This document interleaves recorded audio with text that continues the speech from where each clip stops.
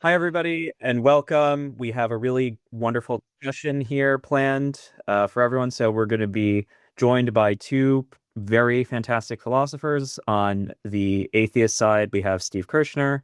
On the theist side, we have Phillip Goff.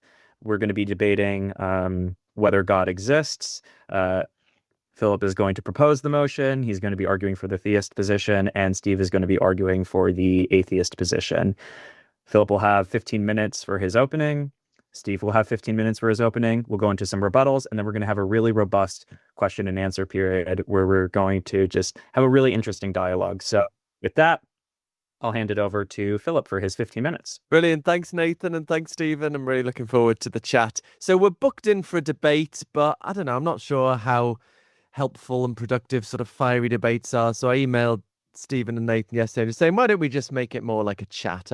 I'm just going to share in this short 15 minutes 3 reasons I have for believing in something goddish, and then Stephen can focus on what he wants to focus on, and or anyone else. Okay, so 3 reasons I believe in something goddish. So first one's quite familiar, I think, the so-called fine-tuning of physics for life.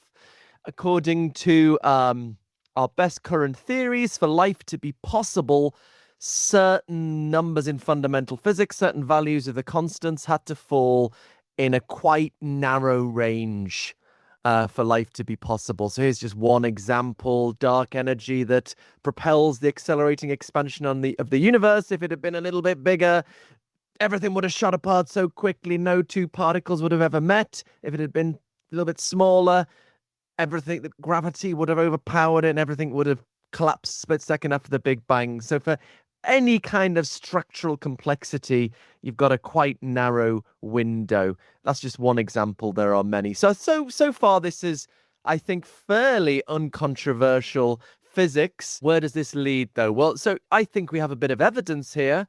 The values of certain constants fall in the narrow range compatible with a universe containing significant value. Sorry, a bit of a typo there.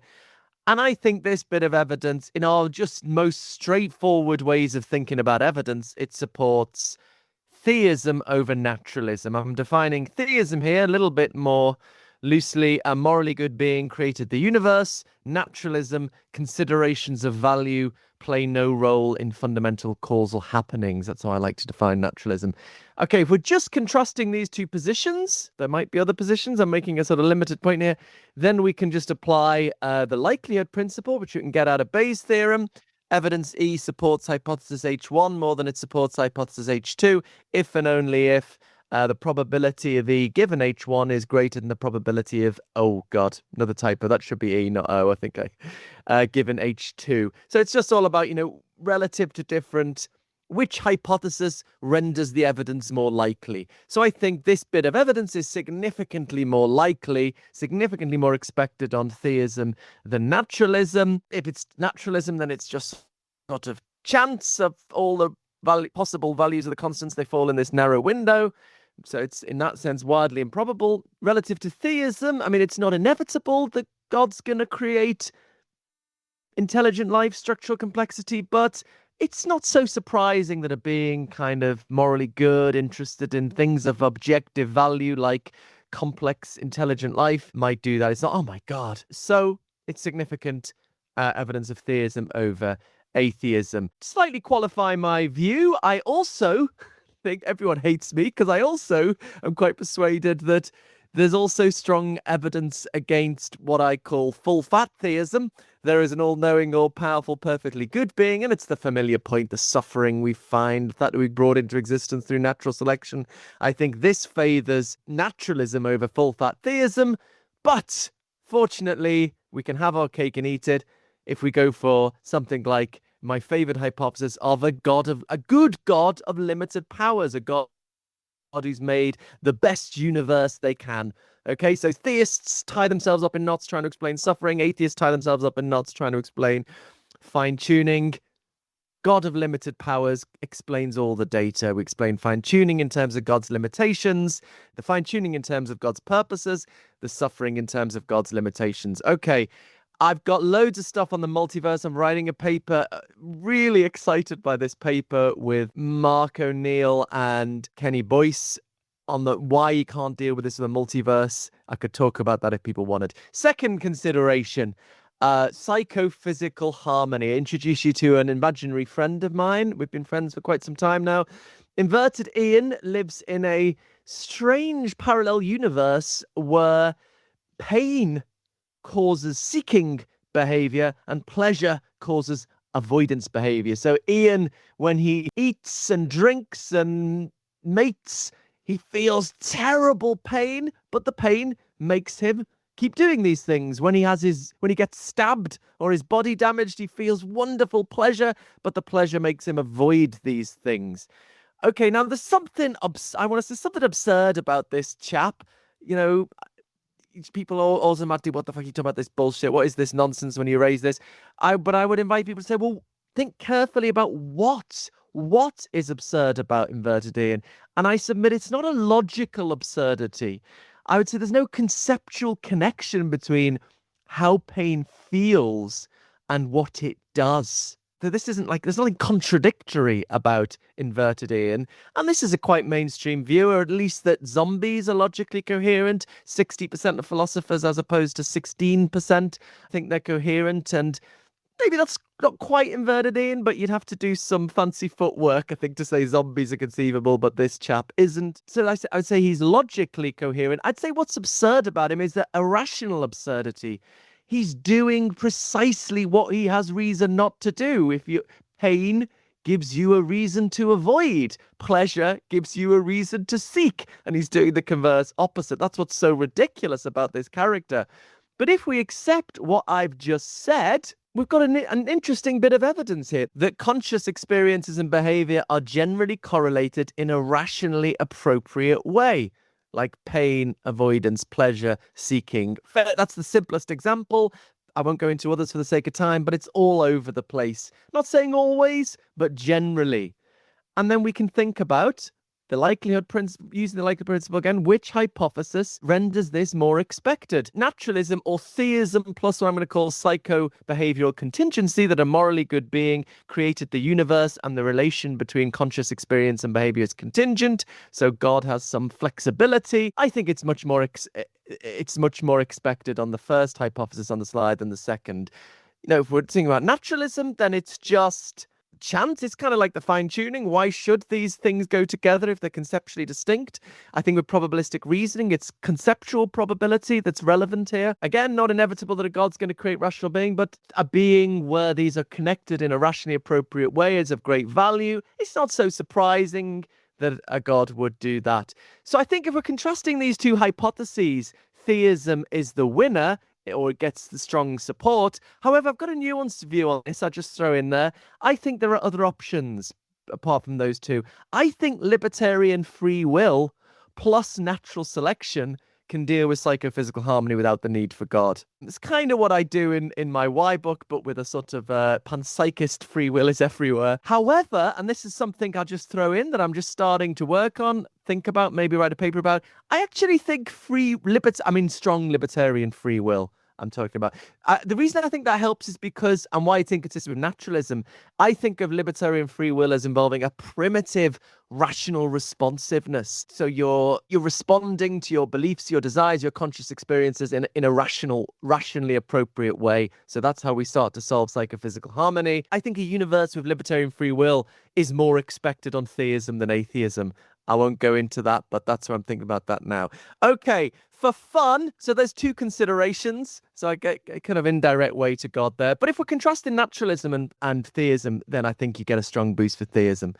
Okay, finally, I just throw in a recent extraordinary, life-changing, maybe that's slightly strong, experience I had recently that I can't stop thinking about, that's kind of relevant to this topic. So I recently, in very controlled circumstances, under the supervision of a professional therapist, self-administers a very powerful psychedelic known as 5-MeO-DMT. And It's an extraordinary, terrifying experience. Every time I talk about this, I recommend that people don't do this. But anyway, I've done it, and I've just been trying to make sense of the character of this experience ever since. Use the skills of analytic philosophy. What is the character of this experience?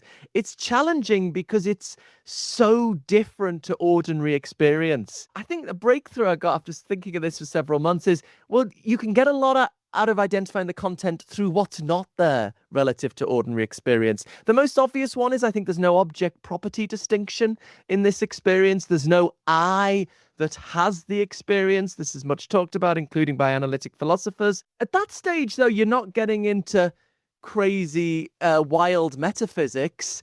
You could be, a bundle theorist about the mind, something like David Hume had in mind, right? Okay, there's no I separate from the experiences that has them. Maybe that was an illusion that this experience cuts through.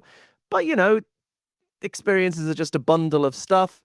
But I think there's a more subtle characteristic of this experience that breaks through this into the radical metaphysics.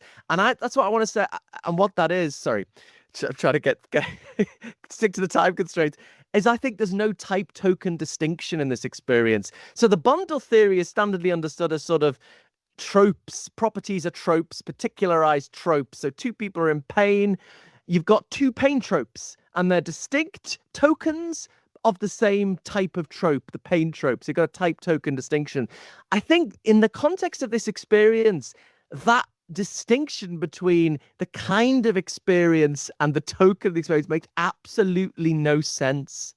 And I think the implication of this is this, unless it's a radical hallucination, we could talk about that. This is an experience that's kind of radically universal in the sense that it just doesn't make it's sort of token resistant. It doesn't make sense for there to be like multiple tokens of the same experience. So if someone 100 years ago in China smokes toad venom and me in 2026 smokes toad venom, it's the same experiencing, not just a different token of the same type, but the same experiencing. And I think this is what gets people into the radical metaphysics, thinking we're all one, thinking physicalism has something wrong. I'm still trying to work out the metaphysical implications, but that's so far where I'm up to about the character of the experience. And it's a sort of negative point with radical implications. Analytic philosophy is very cool that we can, okay, was this a hallucination? I've got lots of slides on that if you want to talk about that, but let me just conclude. So I believe in two goddish things. Limited goal directedness here, that there was constrained directedness towards life in the early universe.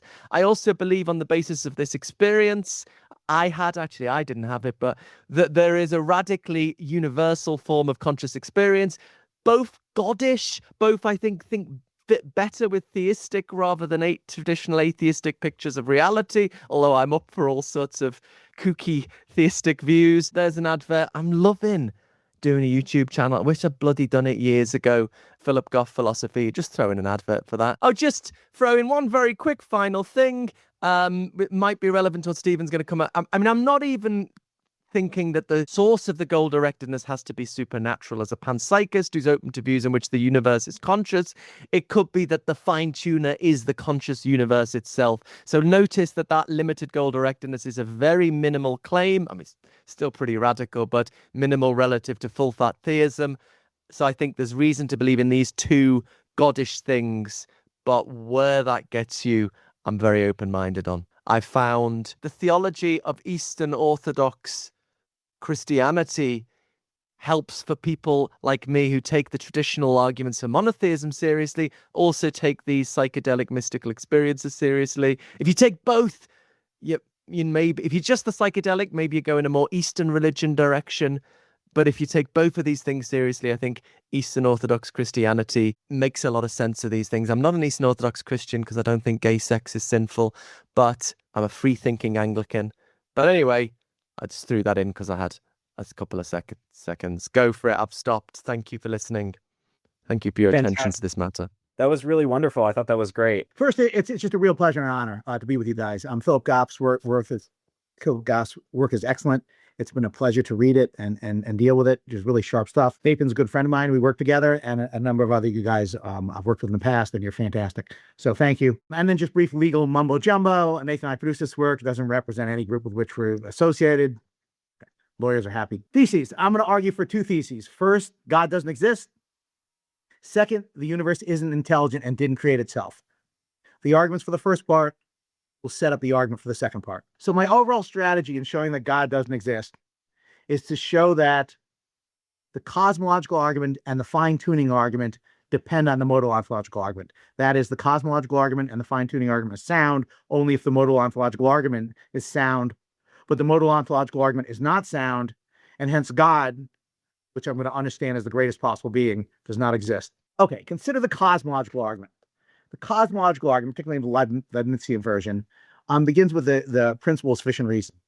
There's an explanation for every fact and every object. And by an explanation, I mean a cause or a reason. So with that in mind, what would allow, is God an unexplained explainer? Or we can ask, given the principle of sufficient reason, what would explain God? Well, if nothing explains God, then the principle of sufficient reason is falsified, right? We have a fact or an object which is unexplained. So something explains God, given the principle of sufficient reason. What's the most plausible candidate? It's his nature. His nature explains his existence. And if his nature explains his existence, that just is the modal ontological argument, right? I mean, I take it that the heart of the modal ontological argument is that God's nature or his essence explains his necessary existence. So my claim is that the cosmological argument depends on the modal ontological argument. And the basic idea is we want to prevent God from being an unexplained explainer. Similar thing is true with the fine-tuning argument. The fine-tuning argument argues that if the best result that could occur does occur and is extremely unlikely, then an intelligent designer probably brought the result about. So the concern here is God an undesigned designer? So the way to look at this is to say, did anyone design God? Well, who could have designed God? Could God have designed himself? No, that's impossible because you can't cause yourself to come into existence. And in terms of actions, you can't explain yourself. What about someone else? Well, someone else explained God. Someone else is going to have to explain that being, and we have an infinite regress. So if it's not the case that someone else designed God, then no one designed God. But you might think that God doesn't need a designer because his nature explains his existence. That's why he doesn't need a designer, because in some sense, his nature explains, and in explaining designs himself. Well, again, that just is the modal ontological argument. So what I think I've shown, and I think those are by far the three best arguments for God's existence: the cosmological argument, the fine-tuning argument, and the modal ontological argument. So I want to claim that the theist lives or dies on the modal ontological argument. Okay, and here's two illustrations, right? God can't create himself any more than the two hands from the Escher print can actually create each other. And you can't have something else designing God, because then something else would have to design that being, and we have an infinite regress. And that's illustrated by the turtles. It's turtles all the way down. All right, so the modal ontological argument I want to claim is unsound. Here's a very quick and dirty version of it. I know it needs to be tightened up, but I just wanted to have like a crude version to deal with. The first premise is God is perfect. Okay, I take it this is an essential feature of God, or it's characterized what God is if he were to exist. And if premise one, God necessarily exists, the idea is that if God is perfect, then he has every great-making feature to a maximum degree. And if God has every great-making feature to a maximum degree, then his greatness does not depend on other things. Specifically, it doesn't depend on extrinsic beings, extrinsic events, or random events. And if God's greatness does not depend on other things, then he necessarily exists. Hence, God necessarily exists. So again, quick and cartoonish version of the modal ontological argument. So I think this argument does not succeed. Why not? Well, two main reasons I want to emphasize. First, I think that you have a problem with exactly the mechanics of the argument. So consider the claim that God necessarily exists. You might think that something explains why God necessarily exists, or something doesn't. If nothing explains why God necessarily exists, then the modal ontological argument fails. We can't just say God necessarily exists. We can't just assert that. We need some sort of explanation for it. But what could explain God's necessary existence? Well, it's going to be either God's essence or his nature or something else. I don't know what that something else would be. So it's got to be, let's say, God's essence. And we can ask, is God's essence exemplified or is it unexemplified? If exemplifies, it begs the question, because then we say that God explains what God necessarily exists. Well, that just assumes that there is a God. If it's unexemplified, then this explanation fails. Why? Because an abstract universal can't by itself explain the existence of an object. More specifically, an abstract universal by itself can't explain the existence of a concrete particular. Okay, so first the question of how exactly is the argument supposed to work, and I claim it fails when you look at what explains why God necessarily exists. And then there's two other objections. I think that the modal ontological argument also supports the worst possible being, right? It's worse for a being to have independence than not, otherwise maxed out on evil. But God and the worst possible being are incompatible because they're both omnipotent, or even if you can't have omnipotence, they're going to have contradictory powers. And then if you look at the top left, significant moral responsibility, if God is necessarily all good, then he can't be motivated to do evil. If he can't be motivated to evil, he can't decide to do evil. If he can't decide to do evil, then he can't intend to do evil. If he can't intend to do evil, he can't will evil. If he can't will evil, he can't perform evil, and he knows it. Well, you can't be responsible for choosing between good and evil if you can't do evil and you know it. So the price of the modal ontological argument is it knocks out significant moral responsibility, but I claim that's too high a price for the theist to pay. If you want to say, look, it's just a brute fact that God necessarily exists, you can just say the same thing about the universe. I mean, once we allow in, brute facts, they tend to spread like wildfire. Why not put the brute fact in the existence of the universe rather than God's necessary existence? Okay, so again, short summary, I think the three best arguments for the God's existence, the cosmological and fine-tuning arguments, they depend on the modal ontological argument, but I think that the modal ontological argument fails. And again, the cosmological argument needs it because you have to avoid there being an unexplained explainer, and the fine-tuning needs it because we have to account for how there's an undesigned designer. Okay, so let's look at Phillip's argument, which, as again I mentioned, is excellent. That book is just a real pleasure to read. Sort of powerfully written, tightly argued, and just very readable, unlike most philosophy books. So he's going to argue for a variant on this, right? So he's going to give us a fine-tuning argument. And again, I'm just going to give a sort of a kind of a skeletal version of it, but I think his argument fits within this. Premise one says the intelligent designer explanation of the existence of intelligent life is better than other explanations. Okay, why is that? Well, the idea is that there is intelligent life, right? If you look at the assumptions on the right, intelligent life is the best result that could happen. Intelligent life is extremely unlikely, and this has two subparts. Intelligent life requires biological life, and biological life requires a narrow percentage of physical constants. And then we have the design principle. If the best result that could happen happens and is extremely unlikely to occur, this likely results from an intelligent designer. Well, if premise one is true, I claim that on this account, the universe probably has an intelligent designer, hence the universe probably has an intelligent designer. Now, I'm next going to argue that the fine-tuning argument does not succeed. Okay, so I'm going to go over 5 objections. One, let's say that you thought that the intelligent designer is the universe, right? The universe is conscious and that it has agency. Okay, we can ask, did the universe design and create itself? Well, someone might say yes, but this is impossible because nothing can cause itself to exist. But if the answer is no, then the universe did not fine-tune itself. I mean, what would it mean for the universe to fine-tune itself unless it somehow designed and created itself? By analogy, God cannot create his creative power. Why? Because his creative power, the creation presupposes creative power. So similarly, that's designed to show, point number one, that the universe can't design and create itself. Now, in terms of the fine-tuning version, you might think, why does the intelligent life require biological life? Right? On standard theism, you have the afterlife. I'm not sure that people in heaven or hell are biologically alive. You have angels, you have God, they're not biologically alive. On Phillip's account, the universe is not biologically alive, yet it is intelligence. So why should we assume that intelligent life requires biological life? Right? So if we look at assumption number 1C, you might think intelligent life is extremely unlikely, and that the sub-assumption is that intelligent life requires biological life. Second, I claim that we don't know whether that intelligent life is unlikely. Consider, for example, if we had all these dials setting the constraints, the constants of the universe. We can say, okay, are they independent of one another?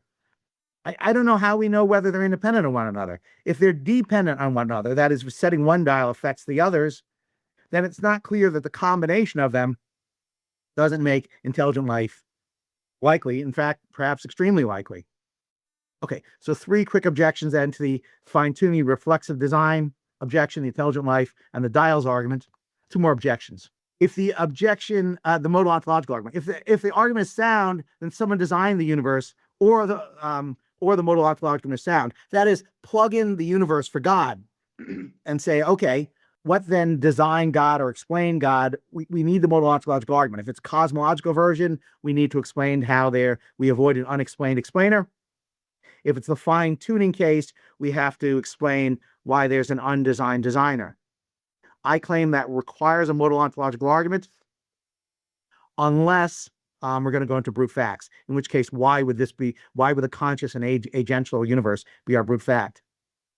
And then 5th, I claim that a vacuum cannot in whole or in part ground consciousness. The universe is 9.999% empty space. It's actually a lot more nines, but you get the idea. And if there's nothing present in a vacuum, I fail to see how that can ground or be the bearer of consciousness or agency. Now, someone might say, well, look, consciousness or agency isn't tied to the universe. It just floats free. But I don't see how you can have thought without a thinker. And similarly, I don't see how you can have consciousness without a bearer of consciousness. So I think that the universe is an implausible candidate for the consciousness. So just examples, if you set one dial, you set the others. Again, the universe can't design itself. If we look at the bottom left, endless space is not going to bear consciousness. And then we got Alvin Plantinga on the bottom right, that the fine-tuning argument at the end of the day requires the modal ontological argument. All right, what about Philip's psychophysical harmony argument, which I think is an excellent argument, but I don't think it works. So you might think the psychophysical harmony argument is just a fine-tuning argument. If the fine-tuning argument in general works, then a particular fine-tuning argument is not going to work. That is, if we should reject fine-tuning in general, then we should reject fine-tuning argument number 637. Also, if psychophysical harmony is not a fine-tuning argument, then it's unclear why naturalism can't account for it. That is, I'm not sure why naturalism can't do the work if it's not a fine-tuning argument. Okay, real quickly, the other 2. I'm also not sure why natural selection can't explain rationality, meaningful experience, and consciousness in the same way it explains other features of the organism. For example, sight or mobility. There doesn't seem to be anything distinctive about consciousness. I mean, it's more complex, but I'm not sure what's distinctive about it. Now, Philip argues very powerfully that there are meaning zombies, presumably thinks they're rationality zombies. I just think this is impossible. I'm not sure what it means to have meaningful experience unless you're conscious. I'm not sure what the meaningfulness does. And I'm not sure we can have rationality, at least in the sense that matters for intrinsic value, unless you can respond to reasons, qua reasons, qua understanding reasons. So in short, I think that neither God nor the universe exists in the terms of the creator of the universe. And I think they fail for a number of reasons. 1, because of the need for reflexive creation, and 2, because of the modal ontological argument. Perfect. That was awesome. Thank you for that really, really great presentation. So now we will transition to Philip for his response. He can take anywhere from 5 to 10 minutes. So I'll just put it at 10 minutes and you could go for 10 minutes if you'd like. Maybe I'll start in the middle with some of the objections to conscious universe fine-tuning itself. Yes, so on this thought, how can the universe fine-tune itself? It's already there. I mean, here I cheekily borrow from multiverse theorists who argue, there's some theoretical plausibility to this, bringing in string theory and that in the very, very earliest stage of the universe, the constants were unfixed. It was a bit of flexibility. And then random processes sort of fix the constants. So string theory gives a way of making sense of this. And then they say there's loads of universes. One of these random processes is going to lead to the right constants. So what I do is just take that view that the early universes, the constants were unfixed, and say the universe sort of fixes the constants themselves. So, notice what I said is, look, I think there's fine-tuning is an argument for goal-directedness in the early universe. It doesn't have to be a necessary being. It could be the universe just popped up with these unfixed constants and fixed them itself. Intelligent life doesn't have to be biological. You could be spirits. Yeah, look, I mean, I think in a standard Bayesian argument, and I'm not sure how what you're saying kind of cuts into the standard Bayesian way of giving the argument, which I think I've given a version of. I think in a Bayesian argument, you put a lot in the background knowledge. You put you assume a lot of facts about. I mean, I think you just put everything in the background knowledge except the values of the constants, because that's the evidence you want to focus on, and then consider them relative to various hypotheses. So you could just put in. I mean, you could put in the background knowledge that only the physical universe exists or something. I think, and that seems to be cheating, but like that's just totally standard. We don't just consider every possible universe. It's hard to make sense of those probabilities. You put a hell of a lot in the background knowledge except the evidence you're focused on, and I think that just avoids those issues. It's like relative to these so I don't see why we have to say intelligent life can only be this way. I don't see why we have to say intelligent life is the best either. It's just the point is it more likely on theism? It is of objective value, so it's not surprising that if there is, for example, a being who cares about value, who kicked it all off, it's less expected that you'd have these constants that allow for things of great value. I just don't think it's any way part of the argument that it has to be the best. Independent variables. Well, I think there's a bit of a error here that it's a common thing. Oh, all these arguments are just considering one variable. That's not the case. I would recommend people looking at A Fortunate Universe by two physicists, one an atheist, one a multiverse theorist, Geraint Lewis and Luke Barnes. I recently wrote a paper with them on the evidence for fine-tuning and possible explanations, and they consider this objection. They say it's just not the case that all of these arguments are just one variable. A lot of them consider many variables, and it's just a general exploration of the possibility space. Sometimes and some of the earliest cases considered many variables. Now, look, you can never rule out, like, oh, we've definitely considered all the combinations. There might be more of the sort of space of possibility we haven't considered, and then life suddenly becomes really... But all you can ever do is work the best evidence you can. I kind of feel in fine-tuning arguments, people push up the standards of so high, like you wouldn't do in other contexts. Like, we've got to completely map out the probability space. Well, you're never going to do that, but we've significantly mapped out this probability space, or physicists have, and it looks like life is very rare in that probability space, and I think that's evidence we should take seriously. Vacuum is empty space. Well, I don't know. I mean, a vacuum, I think many theoretical physicists will tend to say a vacuum is in a sense a real thing and is very full. Quantum fluctuations and so on. And for a Bertrand Russell inspired panpsychist, the point is we don't know the physics just gives us the mathematical structure of physical entities, including empty space. We don't know the intrinsic nature that fills that out. So that's perfectly consistent with what we call empty space. Commonsensically, we think of it as empty, but a panpsychist doesn't need to think it is empty in the sense of not being filled with consciousness. It's not like we're Leibniz relationists where we just think most people, I think, are substantivalists. They think space is a kind of thing. Natural selection. Why can't natural selection solve this problem? The key difference with consciousness is and maybe you disagree with this, but this is the key point. If there's no conceptual connection between what the character of the experience and what it does, that's what sets up the problem. Look, just invert it in. If we were in a universe where pain caused seeking and pleasure caused avoidance, we would have evolved like inverted in. Natural selection just cares about the behavior. So I think any evolutionary explanation presupposes psychophysical harmony.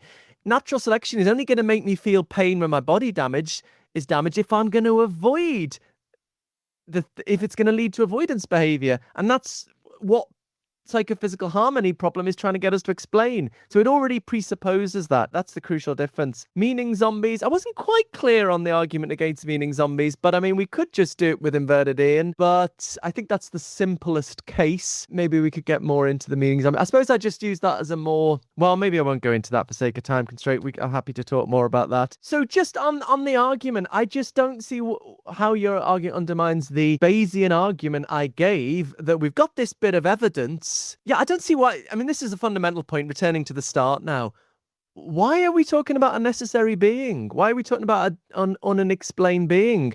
I just said there's evidence for, in our normal ways of thinking about evidence, this bit of evidence supports goal-directedness towards life. It could be a teleological law of nature, maybe. It could be, why do we have to have, and then, so suppose we say it's a designer. How do we get to this? Who designed the designer? I don't know why that, how does that come out of the eye? Why am I committed to that? I didn't say everything needs things, certain things need to be designed, complex things need to be designed, and then maybe you could say the designer would have to be, I didn't say that. I just said, look, here's evidence for this hypothesis. And I could stop there. I could say it's a contingent being.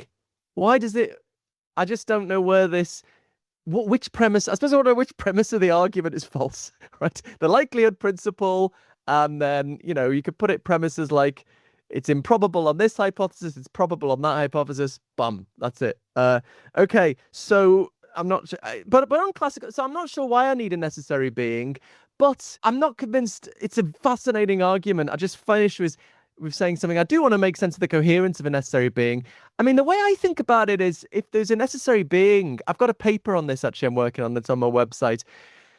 If you understood its nature, its essence, you just see, oh my God, that has to exist. Like if you think of a square circle, you just see, oh my God, that can't exist. It would be the opposite of that. Now, I don't think we have any positive conception of such a nature, but there might be such a nature.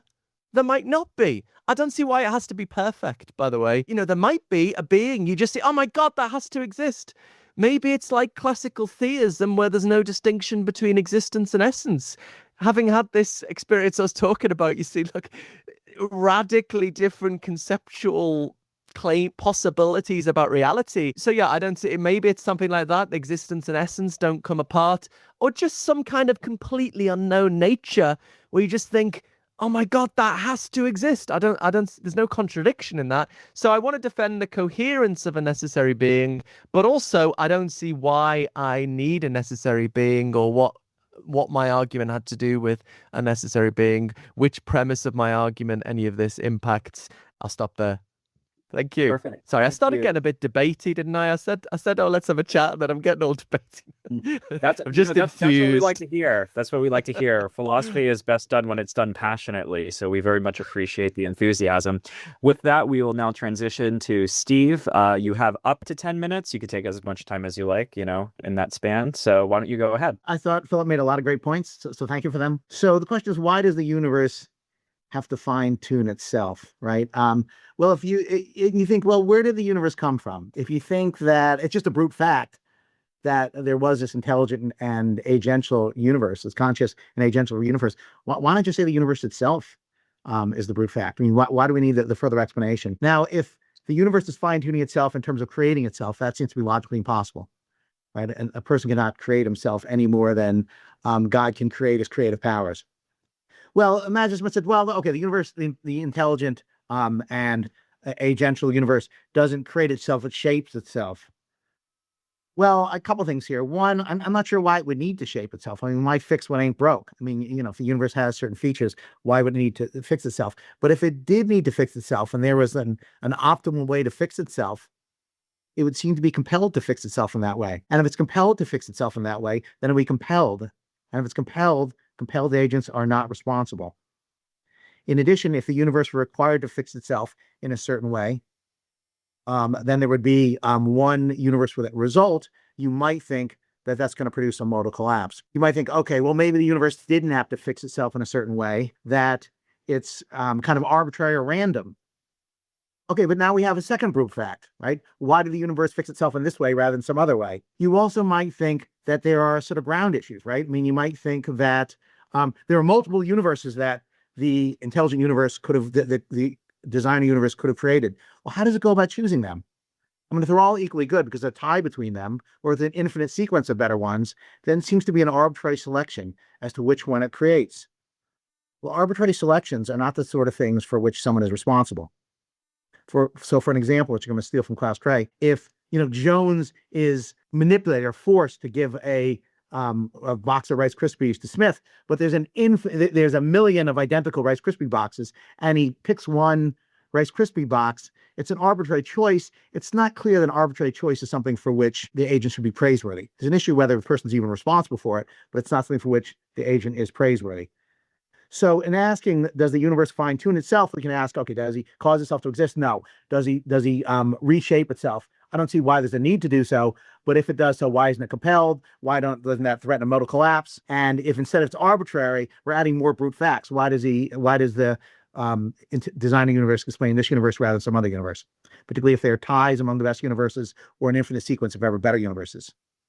Now you might think, okay, why not just say it's a brute fact? Again, that the intelligent agential universe exists, but then the question is, why make that your brute fact, and what stops there from being a wildfire in brute facts? Right? If you explain that there's a brute fact that's a something rather nothing, there's a brute fact that there's this intelligent and agential universe, a brute fact that it arbitrarily creates this extrinsic stuff or this thing within it as opposed to another. The question is, are you having a spread of brute facts that's more problematic than having a more limited brute fact or brute facts? Philip helpfully brought up, is it the case that the variables are independent of one another? I'm not sure how we know that. The argument depends on it being extremely unlikely that the best result occurred and was extremely unlikely, and that's the sort of thing which indicates an intelligent designer. But how do we know it's unlikely unless we know that those constants are independent of one another? I'm not sure how we know that. Well, he said, okay, well, maybe we can leave that aside. Maybe there's just limited evidence, right? There's limited inductive evidence. Why isn't that good evidence? Why do we need to get into the modal ontological argument and, the cosmological argument and fine tuning and self-design and self-creation and things like that? Well, because if your inductive theory supports the existence of something which is impossible, then it's not going to be a successful inductive argument. That is, if the argument, in fact, relies on the modal ontological argument and the modal ontological argument is unsound, then it's not going to be a successful argument because it's arguing for an impossible thing. If you're arguing that the conscious thing involves space, and that space can't, in fact, ground consciousness, you can't be the bearer of consciousness, then it's going to be impossible. Same thing with regard to reflective creation. So the argument is that the inductive argument depends on certain other features.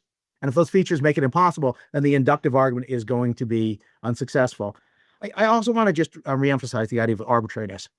Right? You think, why does the universe shape itself in one way rather than another? Let's say there's a tremendous number of options. And if you think, well, there's no sufficient justificatory reason for one rather than another, you might think, well, we're choosing like an arbitrariness factor, but what would allow a universe, assuming the universe was essentially omnibenevolent and essentially omniscient, but not essentially omnipotent, what would result in this sort of arbitrariness? Okay, just one other thing, and this might be a little unfair. I watched one of Philip's other debates, which again was excellent. So I don't know if it's fair to hold someone against in terms of other debates. But in the other debate, Philip said, look, the universe is a 2-O being. That is, it's omnibenevolent and omniscient, but not omnipotent. And I'm not sure, why are those the 2 O's? Why isn't it omnibenevolent and omnipotent, but not omniscient? I mean, why fix those 2 O's? In addition, I have this general problem with theists. Why so stingy? Why not make it a 4-O being? Why not have an omni-responsibility, right? So there's arbitrariness in terms of which O's the universe has, and there's arbitrariness in terms of which world in the creator universe creates. So we have sneaking in these brute facts at multiple levels. Not only brute fact that there is an intelligent universe but also how the universe redesigns itself, which O's the universe has, and which world it creates.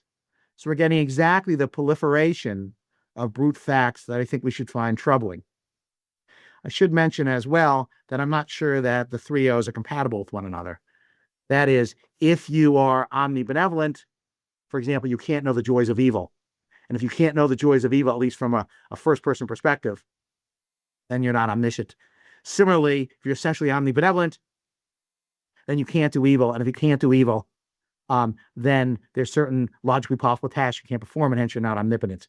So even though that the intelligent universe is a 2O being seems to be mistaken, it seems you have to pick. And I think the one that the theist should pick, is best advised to pick, is and only is essential omnibenevolence. So, short summary, I think that the intelligent universe has to fine-tune itself. Otherwise, we have brute facts, but we can't have a good account of how it shapes itself. I think we have to worry about brute facts, the existence and the nature of the universe. I don't think we know that the variables are independent. I think the limited evidence runs into trouble because it depends on the thing we're trying to prove being possible, and I think it's impossible. And lastly, I think there are arbitrary facts that the intelligent universe theorist puts in place, not only which O's, but also how it revises itself and which world it creates. So again, thank you guys. All right, perfect. Thank you very much, Steve, for your rebuttal. So just to recall the format, because I think it would be beneficial for everybody just to have a brief refresh. If anybody has a question, you're free to ask. We have 50 minutes for questions, and if they want to go over, they can go over, but we'll see. To ask a question, there's a little raise hand function at the top. You just push that and you'll automatically be added to the queue. So I'll be able to see where you are. Just to exercise moderator privileges, I'm going to ask the first question. And the first question I want to ask is to Philip. It's going to be about the psychophysical harmony argument, inspired by Daniel Rubio, this question. So here's my question. If we're entertaining scenarios where we just kind of randomly hook up mental phenomenon and behavioral dispositions, shouldn't we most expect, given theism, for there to be no harmful mental experiences, since we can get avoidance behavior out of positive or neutral mental reactions? Why can't something induce the behavioral profile of pain without hurting? Yeah, well, look, I partly agree with you here because, yeah, if you had an all-powerful God, I mean, in a way, there's a version of the problem of evil here. If you had an all-powerful God, why do they have the suffering? This is much suffering. I mean, it's just the problem of evil there. Now, I deal with fine-tuning with a limited God, and I don't think I could deal with psychophysical harmony with a limited God for exactly the reason you're pushing at me, because God, it's hard to see how you could not allow God to fiddle with the psychophysical laws enough to make us have a hell of a lot less suffering. And Joe Schmitz pointed this out in opposition to me, but actually I'd never said that. So in a way it wasn't opposite because I agree with him. But so that's why I don't go directly to theism. I explain psychophysical harmony in terms of libertarian free will. I've got a kind of panagentialist particles have free will and that it builds up. But so I think psychophysical harmony is, we need to explain the rational appropriate connection. But if matter is inherently rational, then you can explain it that way. And then I think, then I would go to God because I think there's this limited God who's created a universe with inherently rational matter and the right kind of physics to allow it to evolve to a better state. And that's the only way God could do it. So yeah, so if I agree with you that that's a powerful argument against full fat theism, but I'm just not a full fat theist. So yeah. Okay, good. I do have follow-ups, but I'm going to go to the other questions first. So why don't we go with Mark first? A few related questions. So the first is pantheism more plausible? So if you think that the matter, kind of has some level of intelligence and, God creates it as an external being, why not sort of take the view that actually the universe is God, or the panentheist, the universe is housed inside of God? Second, the drugs experience. So DMT, from what I've read, seems to create a similar experience among users, that they transcend the self, that they have the ego death, that they feel they're part of this broader thing, and then they go and meet these machine elves, or depending on the culture, like angels or demons or whatever it is.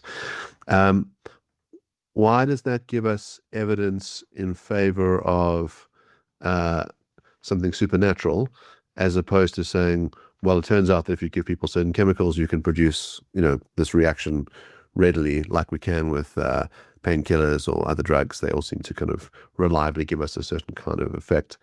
And then I wonder about, there's a claim that there's a debate about whether AI is conscious, right? So some people will say it behaves as if it's conscious. So if you look at it, it looks like it's doing the kind of thing that an intelligent agent would do, but actually that's just an illusion. And so I wonder if a similar claim happens about the nature of the universe. It looks like it's acting with intent. It looks like it's making choices, fine-tuning itself, doing all these things, but it's acting in the same way that AI is. Just has the appearance of intelligence without there being any kind of agential intelligence. Brilliant. Thank you. Thanks, Mark. Nice to meet you. I've enjoyed some videos on your channel. Yeah, why not pantheism? Yeah, man, I'm open to that. I'm not like I'm a very open-minded, free-thinking theist. Yeah, in a sense that would be more parsimonious. And it's at least if we're just going off fine-tuning, I think that's probably the best option. I suppose I have embraced a faith, but I think we can distinguish like what you find more intellectually plausible from your sort of faith position, what you're kind of living out. But even my faith is a bit mildly heretical. And it's this wonderful thing about the Church of England. It was set up because the king wanted a divorce, and you can sort of believe what the hell you want, not officially, but anyway, some people get offended by that probably.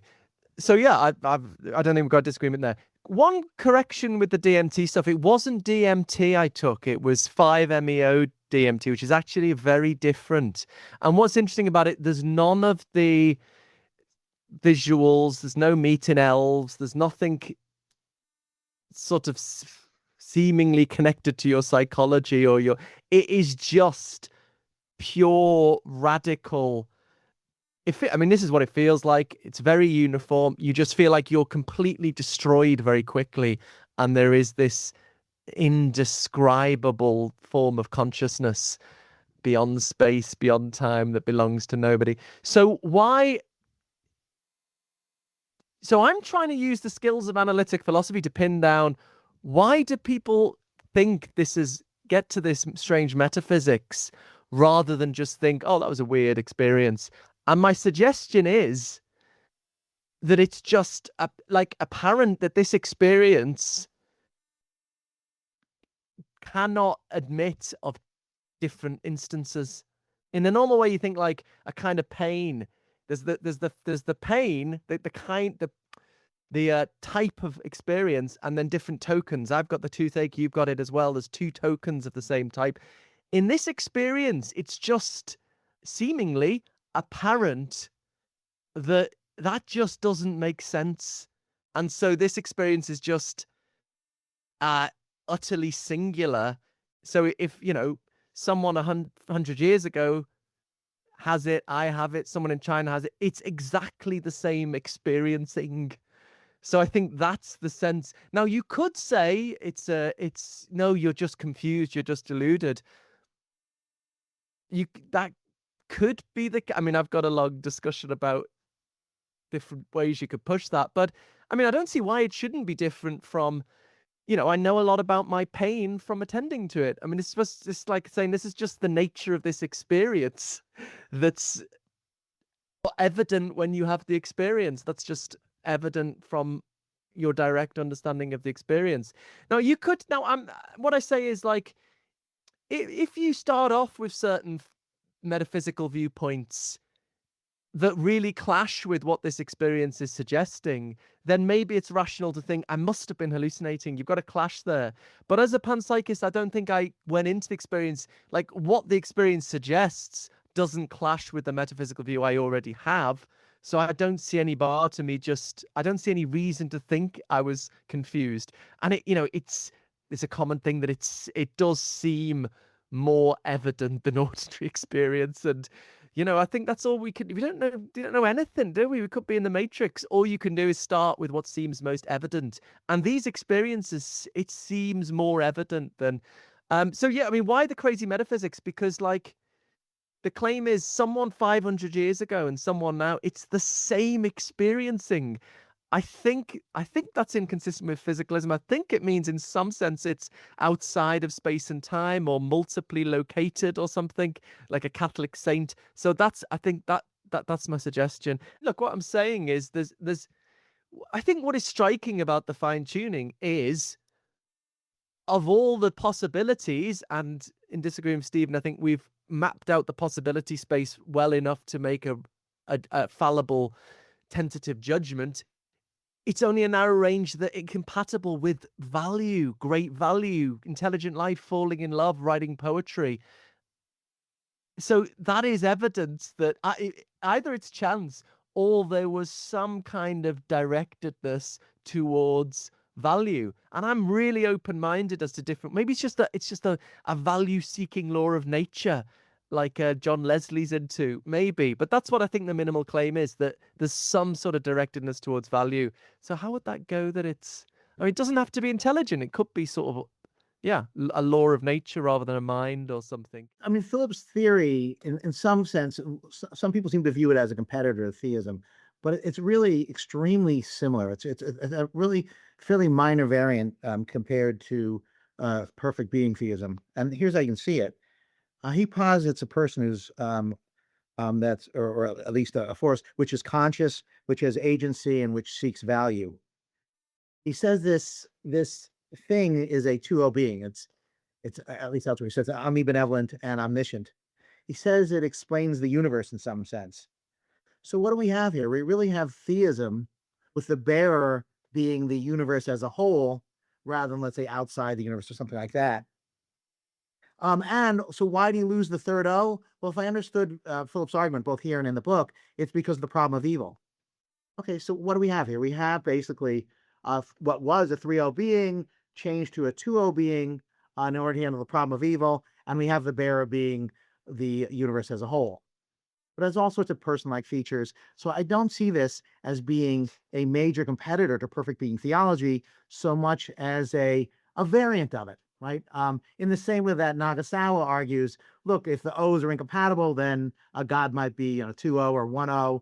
And similarly, you might think, look, if the problem of evil prevents there from being 3 O's, maybe given the facts, it's a 2O being. But I don't think this is a competitor to theism so much as it's just a type of theism, which you might think that's something that Philip would readily agree to in terms of both his written and spoken works. All right, perfect. Dan, go ahead. Yeah, so I have sort of two complaints for Philip. Oh, by the way, before I launch into that, I just want to thank both of you for the debate. This was a great discussion, and it's always great to see both of you. In any case, so the two objections that I have for Philip, the first one is that, so Philip, you keep saying that you've given a Bayesian argument, but in fact, at least in terms of your lecture slides, maybe you give the Bayesian argument elsewhere, but in your lecture slides, you didn't actually give a Bayesian argument. You gave a likelihoodist argument. And one of the distinctions between the two is going to be that if you wanted to convert this into a Bayesian argument, you would need to show not just that the likelihood is greater for theism, but also that the posterior probability is greater. And then, of course, for that, you would need to say something about the prior probabilities.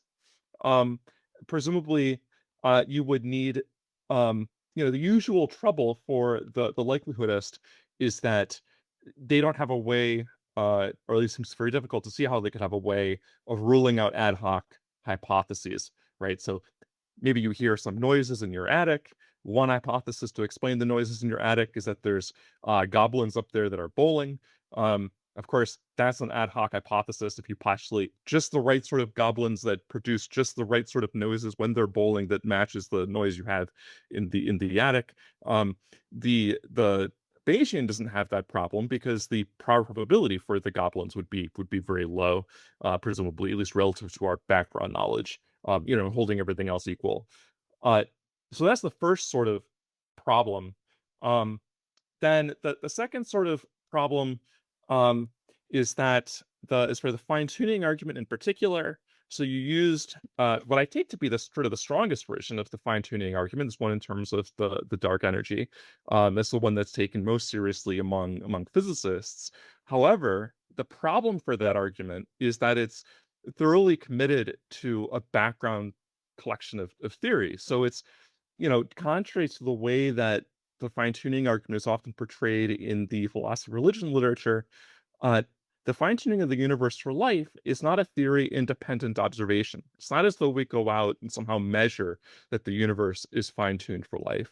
Rather, what we do is we have some collection of what are often taken to be well-confirmed theories, and then it turns out that slight modifications to those theories, like varying those constants to some small amount, is supposed to get rid of life.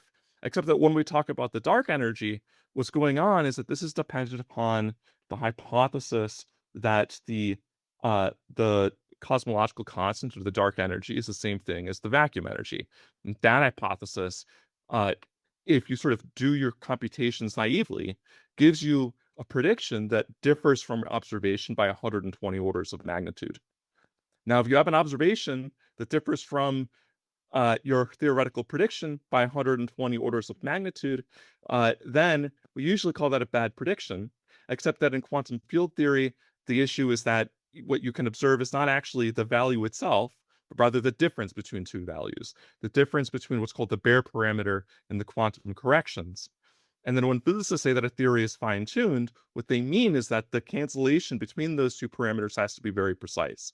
So that if your observed value and your theoretically calculated value differ by some tremendous amount, what it means is that the difference between them they have to cancel out to 120 orders of magnitude, and that they call fine-tuning.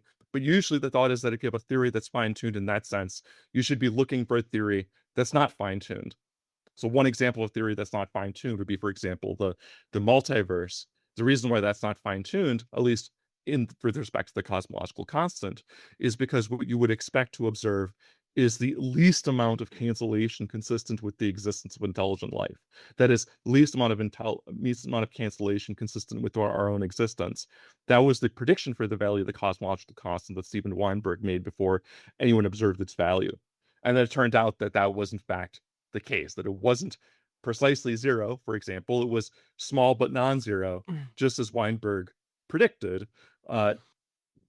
We could think about other kinds of alternatives to the standard hypothesis about what the cosmological constant might be. But in any case, those are the two objections. The first one about how you didn't really provide a Bayesian argument, and the second one that this kind of fine-tuning argument commits the naturalist to a hypothesis, namely that the cosmological constant is the vacuum energy, that naturalists, just in virtue of being naturalists, don't need to commit to, and that I think we should reject because it's a hypothesis that that predicts the data.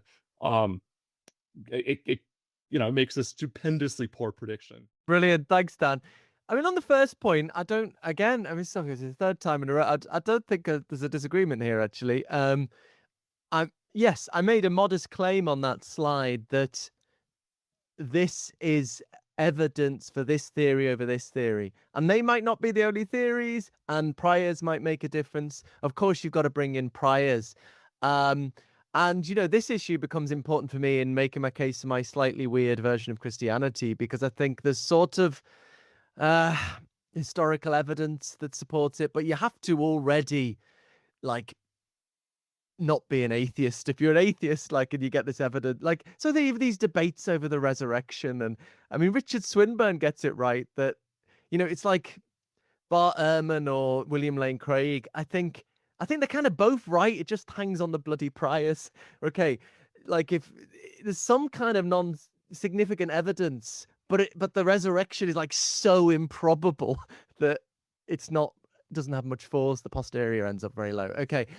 But I mean, I think the reason priors don't seem, I don't know if you disagree, don't seem particularly relevant here is that if the argument works, the probabilities are so bloody huge that you'd have to have a ludicrously low prior for God for this not to get you up very high.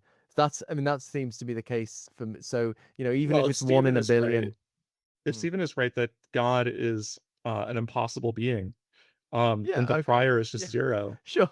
Sure. Okay. Yeah. Okay. Well, I would resist that. Well, I mean, I don't see why I'm talking about a necessary being. Yeah. So, yeah, if it's zero, okay.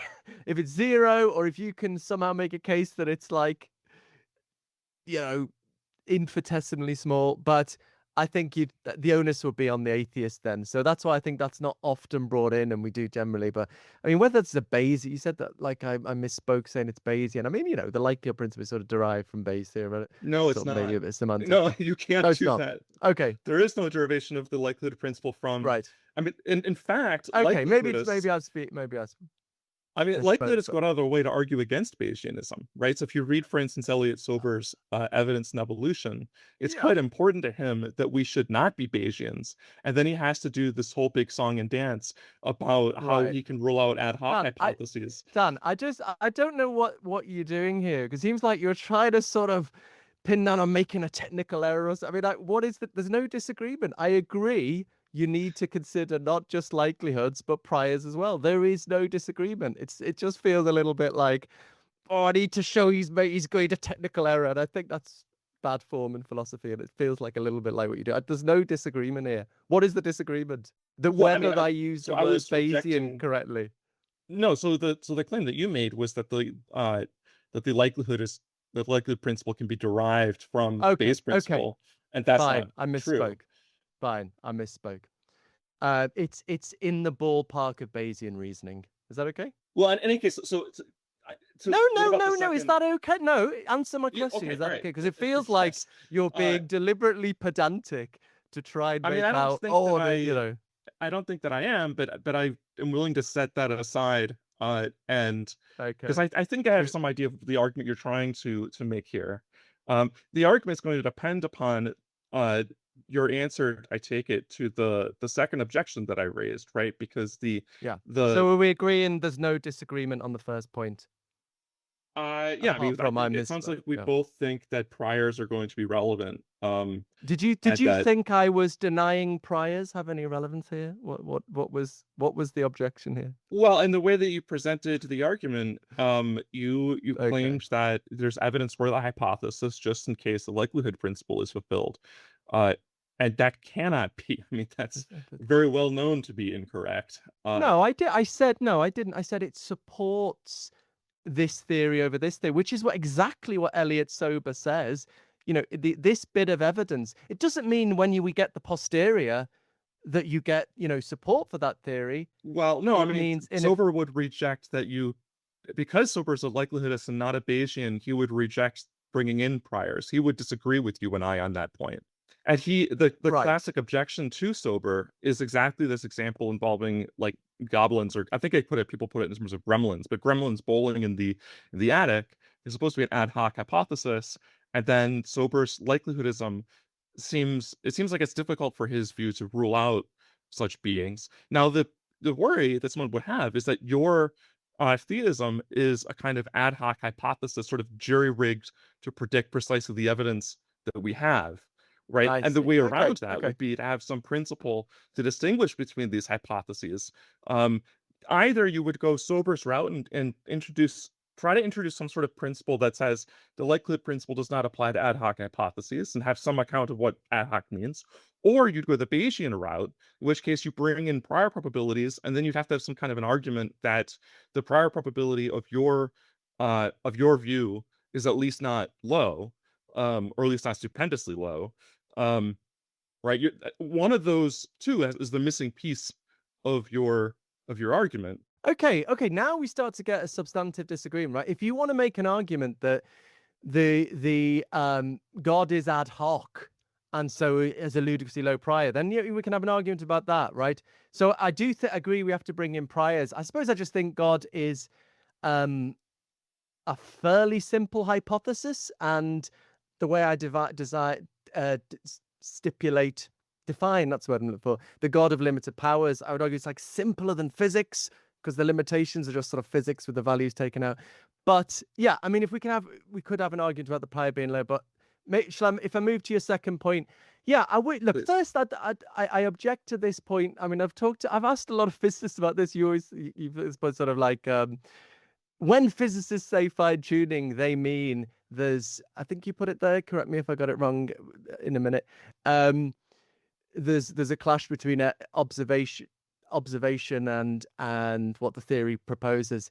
I mean, I don't think that is what physicists, maybe in some contexts, but not in others. I think, yeah, I think there's lots of. So in this case, But anyway, but yeah. But the let me objection- come to the let me I'm being pedantic now. Let me come to the particular point. So I worry I'm open to correction on this, but I'm worried there's a conflation of 2 points, that there's 2 issues with the dark energy. And again, the dark energy is one example, but there's 2 issues, right? One is that you would expect a different number from the theory, right? So that's one issue with it. But the other thing I'm interested in is that there's a narrow ballpark consistent with life. So that seems to me a different issue, and I'm not sure Yes. that is dependent on the idea that it's dark energy. Is it? I think we've had this chat No, before. Is that? so look, it is. So the a priori, there is no relationship between these 2 different senses of fine tuning.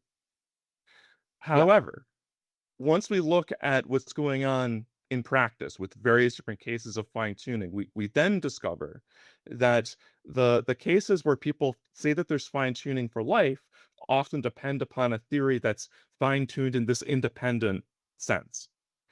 Now, what is that independent sense? Well, since we're talking about the cosmological constant, let's focus on how it works in that case. What the theory gives you is a prediction. So there's in quantum field theory, when you're trying to make a prediction, often what happens is that there's what you're able to observe is the difference between 2 values. And you don't have a prediction for both of those values. You have a prediction for only one of them. You have a prediction for what's called the Baire parameter, in this case, the Baire parameter of the vacuum energy. And then there's the quantum corrections to the vacuum energy. What you can observe is the difference between those two, between the Baire parameter and the quantum corrections. In order for the value to come out the way we observe it, there has to be a very detailed cancellation between the two, a cancellation to 120 orders of magnitude. Now, if you postulate either on the basis of theism or on the basis of a multiverse, some sort of requirement that you have to have intelligent life, then and you allow for the quantum corrections to vary, for example, so that now the requirement that you need life somehow influences the value that you set for the quantum corrections. Now this detailed cancellation between those 2 parameters is no longer mysterious. And so on a theory like that, you now correctly predict the value of the cosmological constant. So that in the even though a priori there's no relationship between fine tuning for life and this other sense of fine tuning, when we look at the cosmological constant, we find precisely this relationship. But what I want to point out, what's really important, is that when you have a theory that incorrectly predicts a value to 120 orders of magnitude as this identification between the cosmological constant and the vacuum energy does, then the right move is not to stick with that theory and add something to it. Rather, the right move is to reject the hypothesis. I mean, so one thing is I'm not using fine tuning in that sense. I'm using fine tuning in the sense that there's a narrow range of constants compatible with life. I mean, I guess we'll have to do some survey. I don't think that's what physicists. I mean, I think lots of physicists use it in that way as well. Certainly, Luke Barnes and Gerard Lewis and Martin Rees and lots of physicists who've written about fine tuning, they use it in that sense. I in the specific case of dark energy, there's this other issue, the mismatch between the value and what you'd expect. But that's just whether or not that's just not what I'm focused on. It's a small life permitting range only if that fine-tuned hypothesis is correct. And you But can is look at it- Luke it- Barnes's no, hold on. calculations. Look at Luke Barnes's calculations concerning the cosmological constant. In those calculations, he makes precisely the hypothetical assumption that I'm talking about.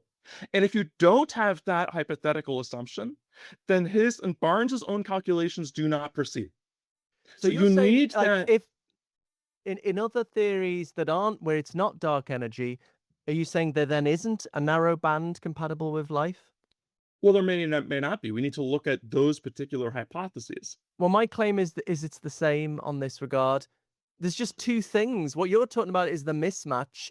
Okay, that might not exist on other No, but theories. the mismatch there's occurs still- in the hypothesis that Luke Barnes needs in order to make the calculation that he provides.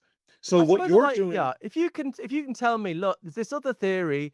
I mean, I suppose you don't have to produce the other theory, do you? there's no theory independent way yeah. of saying that the range is narrow.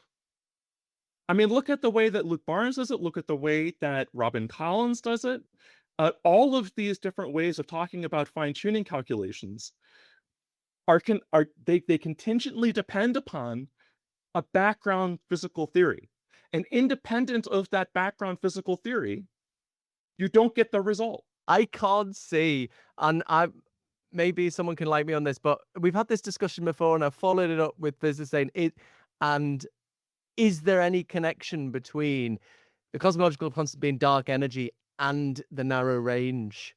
And the answer I've got from physicists I've spoken to has been different to the answer you've given. If you can tell me, yes, it is. Look, this is why. Okay, remember that 120 that there's orders a of mismatch. magnitude that I talked about? Yeah, last one. What Barnes does is he assumes that 120 orders of magnitude is the full range of possible values. And then he says, relative to that full range of what he takes to be possible values, based upon that background hypothesis, the light-permitting range is small. Robin Collins does roughly the same thing. Because when Robin Collins talks about putting a uniform distribution over a set of parameters, the only way you can assign that uniform probability distribution is relative to a background physical theory. If you reject that background physical theory, then Bartle's calculations and Collins's calculations, according to which the range is small, does not proceed. And there is no theory-independent way of doing it. I mean, look, come up with some theory-independent way of showing me that that this is true. Then the objection we're talking about passes, the but no one has probability. done that. But, I mean, there's an issue. There is an issue, and this is the most interesting objections to fine-tuning about that. Like, where does the probability distribution come from? And we could have a debate about that. But I just don't see the essential connection between that and the mismatch in the very specific case of dark energy. And that is just, I mean, we could talk about other, there's many other cases of fine-tuning anyway.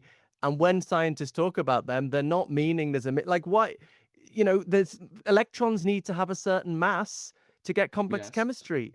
I'm gonna have to move to the next one. Although, as a side note, this is great. I'm like eating my popcorn listening to it. So we're gonna go to Joshua next.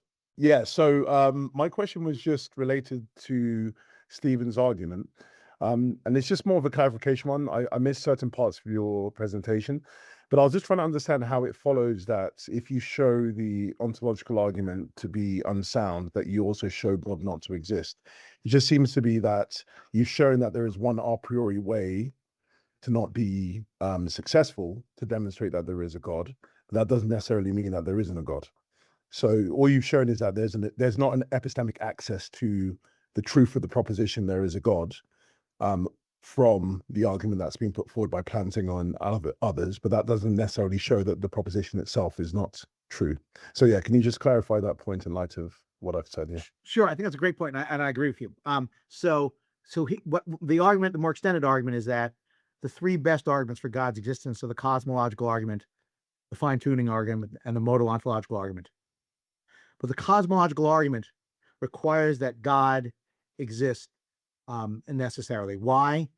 Because otherwise you're not going to get a first being, or alternatively, you're not going to get an explanation as to why there's something as opposed to nothing that doesn't lead to another regress. That is, you want to avoid, under the principle of sufficient reason, there being an unexplained explainer. Well, you avoid that if something about God explains his own existence. Well, what would allow for that? Well, what would allow for that is if nature, as essence, explains his own existence. That just is the modal ontological argument. With regard to the fine-tuning argument, the fine-tuning argument has a design principle. It says that if the best thing that can happen does happen, and is extraordinarily unlikely, then there's probably an intelligent designer. And you think, okay, so did someone design God? Either yes or no. It's pretty clear that it's not like someone else designed God. God can't design himself. That's similar to God's creating his own creative powers. It's not clear that someone else designed God, because then we have regress, who created him, who designed him, and who designed that designer. So it's got to be that you can have an undesigned designer with God. Well, why is it okay to have an undesigned designer? Well, because God somehow explains himself. Well, what would allow God to explain himself? Again, other than his nature, his essence explaining himself, it's unclear what would allow for that. That just is an ontological argument, and the best version of it is the modal ontological argument. Now, your point was a real strong one. You said, well, okay, so you've shown there's no good arguments for God's existence, but why? What's the sort of what do we add on to that to make it unlikely? Well, here's what we add on to it: the God hypothesis. And by the way, this also applies to Phillip's conscious universe hypothesis. Is more complex than naturalism for three reasons. Number one, it posits a greater number of entities. So it posits all the entities naturalism posits plus an additional one, God. It posits a larger number of the types of entities. So all the types of entities that naturalism posits plus an additional one, whatever type God is, perhaps also for angels and people in the afterlife. And in terms of complexity per entity, the theistic theory is off the charts in terms of complexity, right? Because you have a being who has to have infinite computational power. I'm still from Peter Millikan. Infinite knowledge, infinite agency, and when you have that much, knowledge and power and agency, infinite for one unit, the average amount of complexity per entity is going to be extremely high. So given that there are no good arguments for God's existence, and that the God hypothesis is more complex than naturalism, therefore it's more likely that naturalism is true than that God exists. In addition, I think that there are internal contradictions with regard to theism. For example, if you think that independence is a great making feature, and yet you think it's arbitrary whether God chose to create a world, or if he did create a world, which world he created, then in fact, it's not just that we're relying on the empirical evidence. In fact, it's an impossibility, because you can't get the greatest possible being and you can't get arbitrary creation, and there's no way to avoid both of those if you're a theist. Now, Phillip's theory might escape that because he has limited power, but the theist cannot. So two reasons that overall links it with atheism. Number one, it's a less simple hypothesis. And number two, there are internal contradictions. So, well, a few things. The first thing is, I think that you only take simplicity to have any explanatory virtue when all things else are equal. So it seems like you'll have to first show that naturalism predicts the data just as well as or greater than theism before you then can, or not really greater than, let's just say as well as theism, to then say, well, simplicity then is going to have the deciding factor. So if you're saying, well, we're going to reject theism because it posits more things, more kinds of things, then it's only helpful in a theoretic virtuous sense when it explains the data just as well as it. And again, it might have been in your presentation that you've shown that, but I think that there needs to be a hypothesis put on the table that can then show that actually predicts the data just as well as theism. Now I see Oppie, if you're sort of similar to sort of Oppie's reasoning, but Oppie doesn't really show it. He just assumes, okay, for the sake of argument, we can just take naturalism to predict the data as much as theism. But yeah, he doesn't really put forward, I think, a very substantial theory that shows that we have good reason to expect the data of natural theology, given the naturalistic hypothesis, more so than theism. I think it's just sort of an assumption that he doesn't really argue for. So unless you sort of put forward a theory, we can then test it in light of the data and see if it actually is explanatorily as virtuous as theism.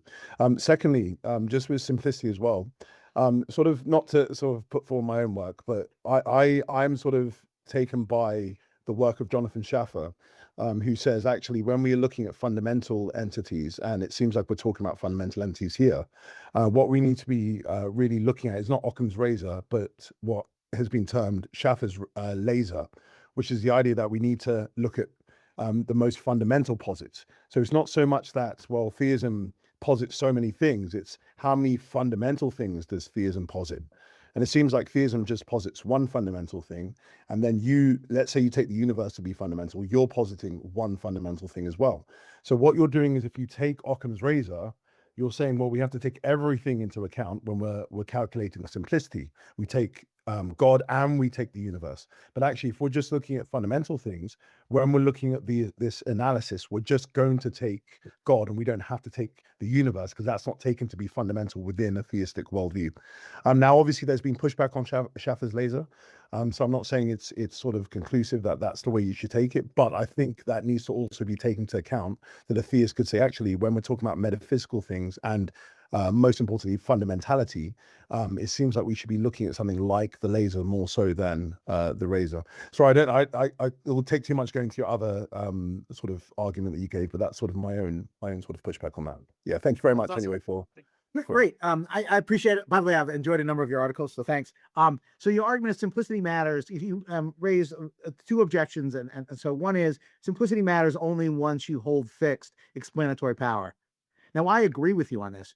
I just think that theism does not have explanatory power. Why? The sort of thing that it's going to explain, right? Where the universe came from, the cosmological argument, or why the universe is fine-tuned for the best result, the fine-tuning argument, those depend on the modal ontological argument. If the modal ontological argument fails, then those two arguments fail, and the explanatory power of theism disappears. That's precisely what I claim happens.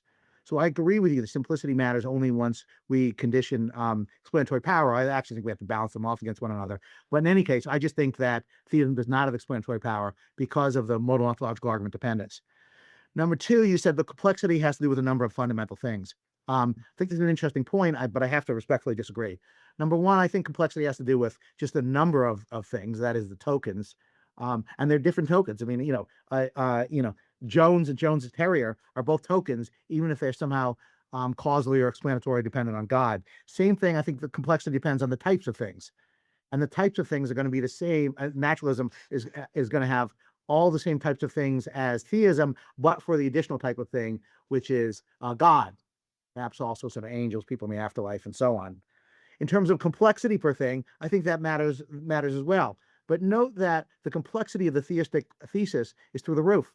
Right? I mean, again, you have to have infinite computational power, infinite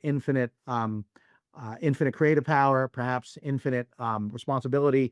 So in terms of complexity, which is I also think part of simplicity, theistic complexity through the roof. And this is true for Philip's approach as well, right? Philip's not saying, well, the omnipotent, but it is omnibenevolent, omniscient, has the ability to create or at least revise the whole universe. The complexity of this thing is through the roof. So again, I just think that it's the theistic account is much less simple. Last, I think, look, even if you were right, if we're talking about an impossible thesis, then we should reject it. And I claim that theism is an impossible thesis. Why? And again, I really didn't develop in this presentation, so it's a little unfair to have just a quick and dirty account. But look, if you think independence is a great maker, and that God necessarily lacks independence because he has to decide whether or not to create a world he himself's already maximizing out intrinsic value, or which world to create. Let's say there are tides among the best possible world, or an infinite sequence of ever better worlds. He's not going to have independence. He's going to have to use a brute preference to decide whether to create and which world to create. So you can't get maximal greatness and independence. Now, someone might say, okay, well, you should dump independence. I claim that's going to sink the modal ontological argument. But anyway, that's my three-part response. So, but it was a great point. Thank you. Question for Steve, and then a question for Philip. So the question for Steve is, I don't know to have infinite computational power and why that would be like really, really complex. Because infinity is used in many different senses, and I like if it's like a completed set. So God's computational power is a completed set. I don't think that's what you mean. And it's not a number that just keeps going and going and going. I assume that's not what you mean. And if you just mean like he's just really good at thinking, why is that like this insanely complicated hypothesis? So just some clarity on that. And then I have a separate question for Philip. Sure. It's a great point. It's great to see you. Yeah. The reason it has to have infinite computational power is because on the standard theistic account, and I suspect on your account, God creates an infinite number of things. He might even create them either atemporally, which is not your view, or temporally. He creates an infinite number of things. He also has to maintain an infinite number of things. Now, you might think, well, how is it? And there's all sorts of subvariants that he could do. Well, if he both creates and maintains an infinite number of things, and he has to choose among an infinite varieties or ways in which this could be done, how could he ever do so in an intentional manner without infinite omniscience or something like that, or infinite? And I take it that infinite computational power just means, omniscience. And I suspect both you and I think he's essentially omniscient if he were to exist. So it's not just he has infinite omniscience, it's that he essentially has it. I think I got lost because I felt like we used infinity in a few different ways, because we switched from infinite power to there's like this actual like infinite collection of things that God's sustaining, and then back to infinite cognitive power. So I feel like there's an equivocation. So again, I'm lost on I don't know what infinity means here. So let me ask, is it the case that God created an infinite number of things? I mean, you and I might say yes. Oh, I just think infinity is a nonsensical claim. Okay, And so I think people I'm should just stop saying the word entirely. I'm actually highly sympathetic to that. So I mean, if you think Yeah. like infinity is impossible, then yeah, I'm highly sympathetic. Then I'm online with you with that. Yeah. Of course, you completely give up independence then, because right, it's hard to know. Okay, what's the finite number of his and you really have a worry about a brute fact about having that level of knowledge or computational power. But if your objection is, oh look, there's no infinity because there's no such thing as a set, and infinity is not a number, right? There's not a penultimate number. It's not odd or even. It's not a determinate amount. So there is no infinity. That's nonsense talk. I mean, I'm just highly sympathetic to that. And so in that sense, I guess I agree with you. But yeah, I mean, there are other problems, but I think you're right. If that's your objection, then as is often the case, you and I are in agreement. Yeah, so we can chat more about that at Rutgers in a couple weeks. So Philip, I won't see you in a couple weeks, so I got a separate question for you. So I don't fully understand this limited God hypothesis. I mean, I understand like I read loads of panentheists. I've read loads of like process theists. I know what they mean. With yours, I don't fully understand what you mean, but my question is more about I don't understand exactly how you're getting to your position either. Like some people will be like, okay, I've got this method of perfect being theology. I think about some properties that are better to have than not have. Others will go, let me do some creator theology. So what would this being need to be like to explain the existence of all this stuff? Others will go like, well, what would it be to be like, worship worthy? Others will be like God revelation, like God revealed himself. So they got different kinds of methods to get to some sort of hypothesis. I don't know how to get to your hypothesis exactly. You might have addressed this somewhere, but I just don't know the details. That's all. Just before I answer, I think maybe I was a bit aggressive in my conversation with Dan before. I think my excuse is I had a 5-year-old kicking me in the ribs most of last night. Maybe I'm a little bit bad tempered. I started off saying, let's not be debatey, and I'm getting all debatey. So sorry about that, Dad. I'm sure we'll carry on this conversation. On the hypothesis itself, well, if we're just trying to explain fine-tuning, I think the wonder of my hypothesis, if I could say it that way, is you can characterize God's limitations very precisely.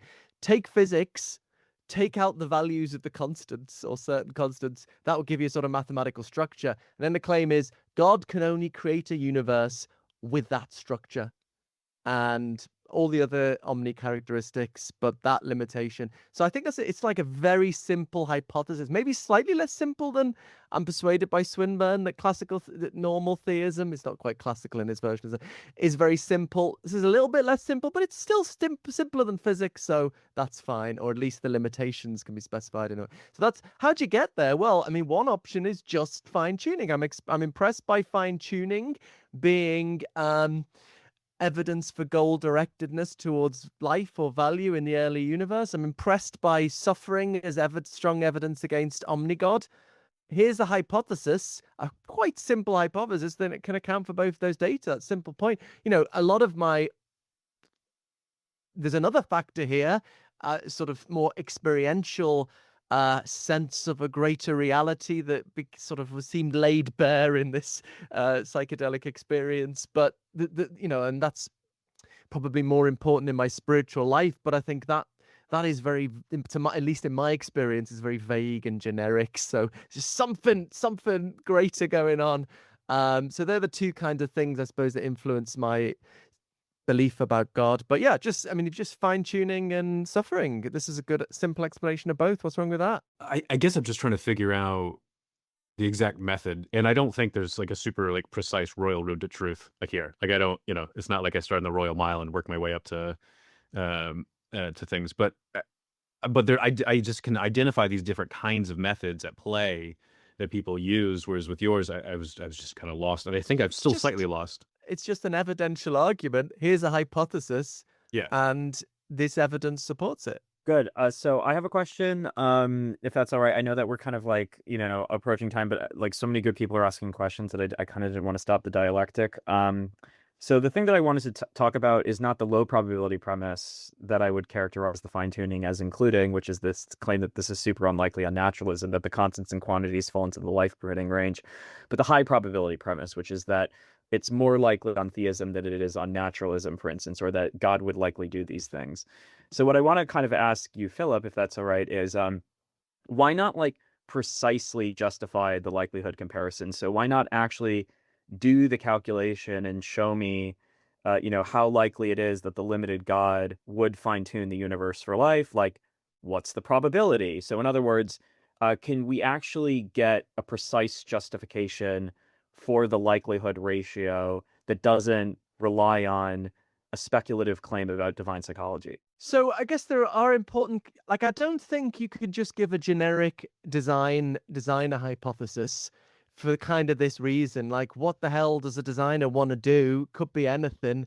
And actually going back to Dan's point, I suppose you can end up with a very ad hoc related kind of very low prior, because the designer might want this, might want this, might want this, and you end up with a very low prior. But what it is not just designer, but a good designer, a designer who cares about value.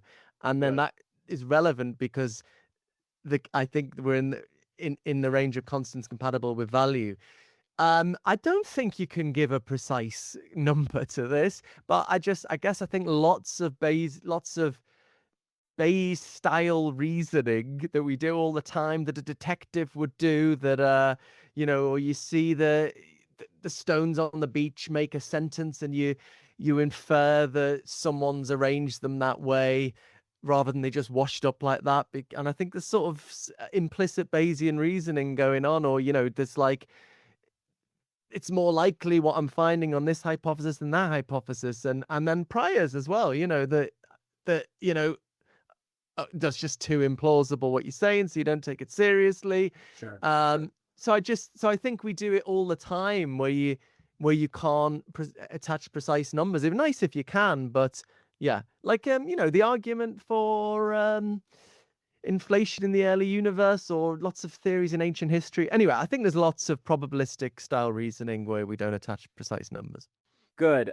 So normally the way that I would go in order to respond to this is to talk some more probabilistic stuff, but I want to go value theory because Steve and I do value theory, and also one of my friends does. So this is kind of the question that I would like to ask of you, if it's all right. So basically, of all the things that God finds valuable, do we have good reason to know which values he might be attached to? So standardly, as Sam Scheffler would say in value theory, just because we know what an individual finds valuable, we don't know which values there will act on. So here's an example. Suppose that Jennifer, like squash, constructing lake houses, writing philosophy papers, and spending time with, I don't know, her squash club, right? And then I say, which will she choose for a career? Which will she spend the rest of her life to do? Based on only on the information about what she finds valuable, the answer is it's inscrutable to know what she will do. You have to know this further information about what value she's attached to. And this is very standard. Scheffler talks about this, meaning in the afterlife. And so what I'm wondering is, even if I grant you, right? Even if I grant you that we know that God finds the valuable things valuable, we still can't know what he's going to do because we don't know what the value attachments are. And so I'm wondering what you make of that. Why not think that you need to know this further bit of information before we make meaningful predictions about what God is likely to do? Yeah, I mean, I think like partly by what you're saying, and that's why it's far from inevitable. But I mean, I'm not a Humean. I'm assuming there's some sort of objectivity that some things are more, and what I actually do, some things are objectively more valuable than others. Like intelligent life is more valuable than just hydrogen. And you might say, well, I don't believe in objective value, but what I tried doing in the Y book is like bundle that into the hypothesis under support. So anyway, that's another discussion. But yeah, I mean, look, who knows what kind of values got? I think we can be flexible about that because it doesn't need to be a very high percentage. It could be like 1%. It's just less surprise if there is someone who cares about value, someone morally good. It's more expected than chance that the range compatible with things of great value is going to show up. I think that's a plausible claim, and yeah, you don't have to attach precise interests to God.